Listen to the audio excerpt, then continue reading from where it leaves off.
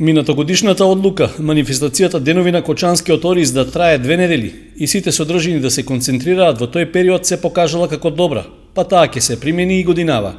Со тоа се добива континуиран тек на случувањата за да се задржи вниманието на публиката. Програмата за манифестацијата е веќе изготвена од поодамна, а активностите започнуваат неделава.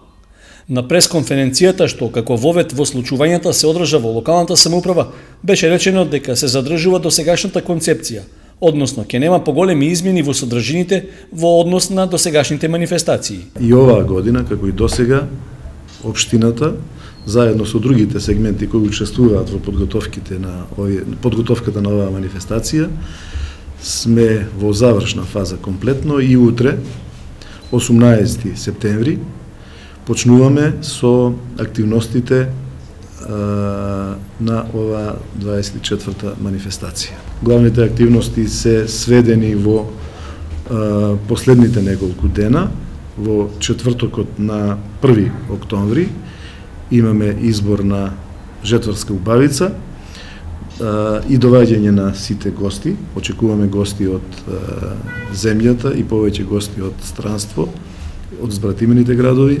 Гостите ни се овде во четврток, во петок, во сабота, за да финишираме во неделата на 4 октомври со традиционалното зажнејување, овој пат во село Прибачево.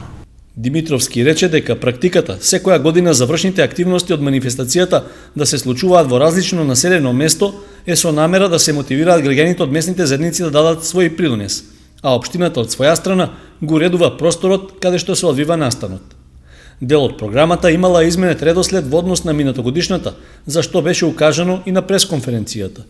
За разлика од сите претходни години, кога ја имавме жетварската убавица за почеток, оваа година имаме една интересна изложба која што е изложба на уметнички слики од работени од Кочански ориз и Синапово зрно, значи од Снежана Лазарова луна, тоа ќе се случува во етнокуќата, значи и ќе биде проследено со дегустација на специјалитети од ориз.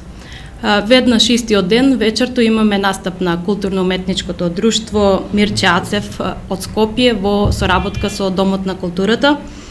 Продолжуваме со концертот на флейти Аулус на 24 септември, значи настан кој што е од класична музика за тој вид на публика.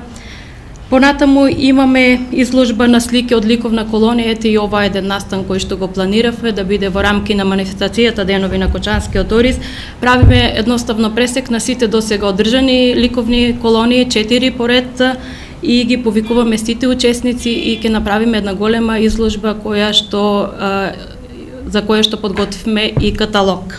На пресконференцијата беше најавено и отворањето на изложба на наградени фотографии од Музеот на Македонија, како и настан со поезија, сликање и музика под наслов Младите творат. На 2 октомври ќе се одржи промоција на монографија посветена на Кочанскиот ориз, како и оризовата Бела вечер, на која ќе настапи Елена Ристеска. На завршната манифестација за зажнеување на оризот, што ќе се случува во Прибачево, ќе биде прогласен и награден најдобриот земјоделец од општината, а гостите ќе ги забавува Евто Пупиновски. За организирањето на сите содржини од овогодишните денови на оризот се очекува да се потрошат околу 1 милион денари од општинскиот буџет, но и со поддршка од бизнис секторот. Овие средства се за 3 пати помалку во однос на лани.